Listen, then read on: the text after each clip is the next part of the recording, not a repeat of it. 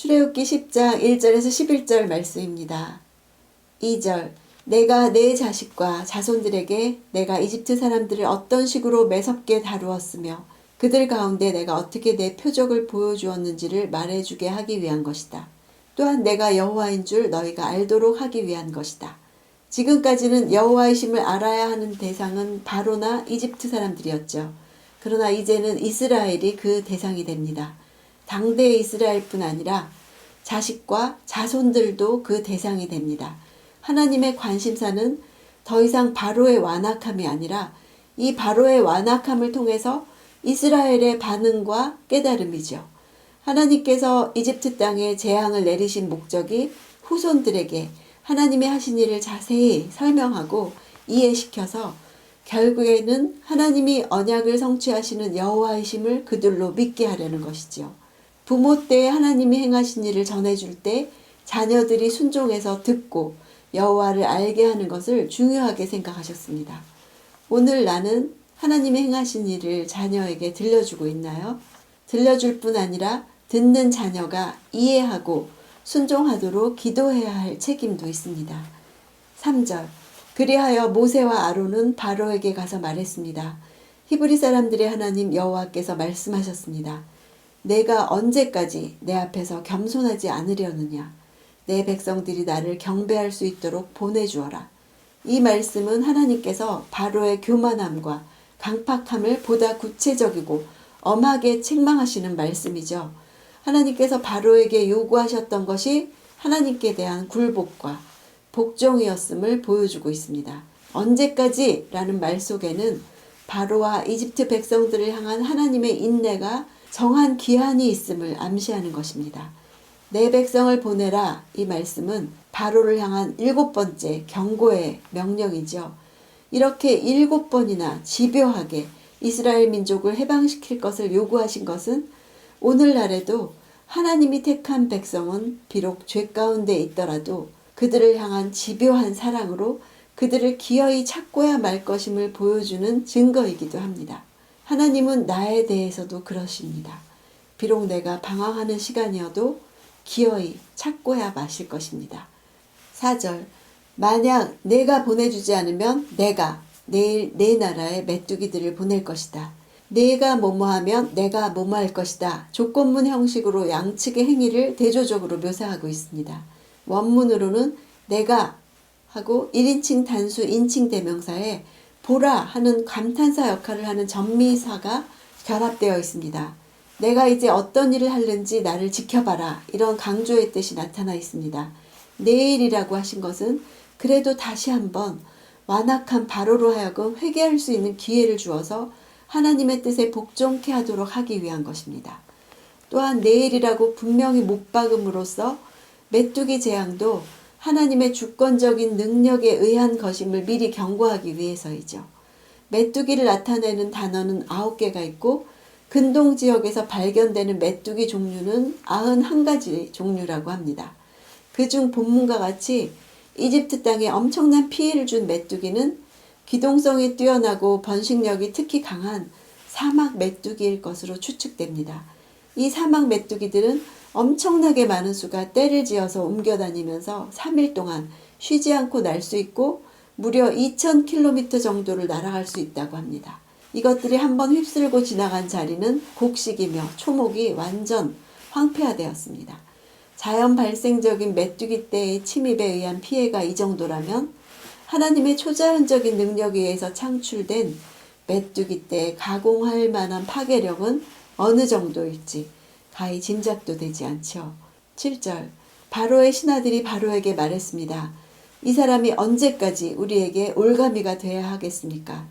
저들이 자기네 하나님 여호와를 경배하도록 그냥 보내주십시오.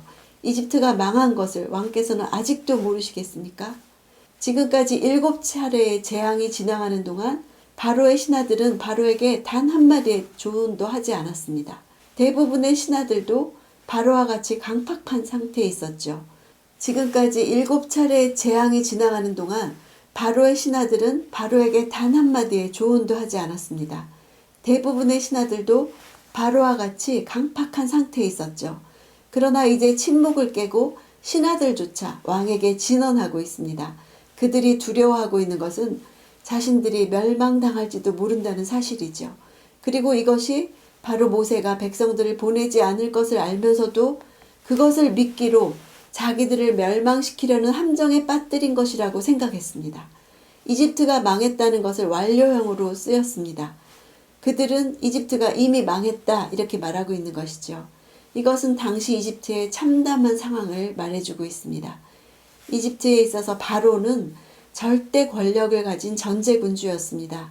태양신의 아들로서 그는 사실상 인간 가운데 거하는 하나의 신이었고 그의 왕권은 곧 신권과 같은 것이었죠. 그러므로 그들이 바로에게 나라가 망했다고 항변하듯이 요구하는 것은 자신들을 보호하지 못한 신에 대한 질책과도 같은 것이었습니다. 9절 모세는 대답했습니다. 젊은이나 늙은이나 다 갈 것이며 우리의 아들, 딸이나 우리의 양떼와 소떼가 다 갈 것입니다. 이는 저희가 여호와께 절기를 지키려고 하는 것이기 때문입니다. 분명히 수차례에 걸쳐서 백성 모두를 보내달라고 요구했음에도 불구하고 누구누구가 갈 것이냐 이렇게 교활하게 묻는 바로의 말에 대해서 모세는 바로와 치열한 심리적인 대립 상태를 보여주고 있는데요. 원문으로 보면 그것이 잘 표현되고 있습니다. 먼저 모세는 우리의 청소년들과 함께 갈 것이다. 그리고 우리의 노인들과 함께 갈 것이다. 이렇게 함께 갈 것이다. 이 말을 문장 끝에 계속 반복함으로써 문장을 중간중간 끊어주고 있습니다. 따라서 바로가 이 말을 처음 들었을 때는 내심 자신의 타협안이 성공하고 있구나 잠깐 생각했을 것입니다. 하지만 모세는 바로 말을 잇죠. 우리의 어린 자녀들과 함께 갈 것이다. 이 말을 듣는 순간 자신의 타협안이 깨졌음을 느끼고 심기가 매우 불편했을 것입니다. 그런데 거기서 끝나지 않았습니다. 우리의 양과 함께 그리고 우리의 소와 함께 우리가 할 것이다. 결국 모세는 하나님의 말씀을 그대로 전하면서 바로의 타협안을 완전히 거절하고 그의 교활함에 일침을 가한 것이죠. 이에 바로는 화가 머리 끝까지 치밀었을 것입니다. 이렇듯이 본문은 고도의 심리전을 방불하게 하는 세밀한 표현 기법으로 이루어진 뛰어난 히브리어 문장입니다. 10절 바로는 모세와 아론에게 말했습니다. 내가 너희와 너희의 아이들을 보내는 정도에 따라 너희 여호와가 너희와 함께 하신단 말이냐? 너희가 참으로 악하구나. 바로의 말은 빈정거리는 투의 말로 만약 어린아이들까지 다 함께 내어보낸다면 결코 여호와로 하여금 제사를 받을 수 없도록 하겠다는 의도가 담긴 것입니다. 너희가 악하구나 라는 문장을 직역하면 너희 악함이 너희 얼굴에 다 드러나 있다 이런 뜻입니다. 아이들과 가축까지 모두 데리고 나가는 진짜 의도는 하나님께 제사 드리는 것이 아니라 이스라엘 자손을 모두 데리고 도망치려는 것이라고 바로가 말하고 있는 것이죠. 바로가 말하는 악은 자신의 주관적인 악으로서 자신의 소유, 즉 노예인 히브리 민족을 모세와 아론이 다 강탈해 간다는 것입니다. 바로는 아직도 이스라엘 자손들을 자신의 소유로 착각하고 있죠. 11절 그렇게는 안 된다.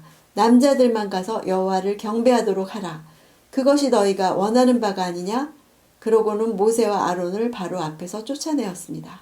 바로는 이집트 땅을 벗어나려는 이스라엘을 끈질기게 놓지 않고 있죠. 사탄도 마찬가지입니다. 이 땅, 세상에서 예배드려라. 너무 멀리 가지 마라. 절제해라. 가족들, 자녀들은 그냥 놓아둬라. 집에 있게 해라. 이제 세상의 소유물은 드리지 마라. 이렇게 붙잡습니다. 하나님이 자손들에게 이 재앙들을 통해서 알리기 원하신 것은 정확히 세 가지입니다. 첫째, 여호와께서 핍박받는 자들의 강력한 구속자가 되신다는 것입니다. 둘째, 여호와께서 전체 피조물의 창조자가 되신다는 것입니다. 셋째, 그들이 하나님의 자신들을 어떻게 구속하고 재창조했는지를 세상에 전해야 할 사명이 있는 백성이라는 것입니다. 이것은 나에게도 마찬가지입니다. 억압받고 갇힌 환경에 있습니까? 하나님만이 구원자가 되실 것입니다. 하나님은 지금도 나를 재창조하고 계십니다. 나에게 어떻게 행하셨는지 전할 사명이 있습니다. 이렇게 할 말이 있는 인생으로 사시기 원합니다.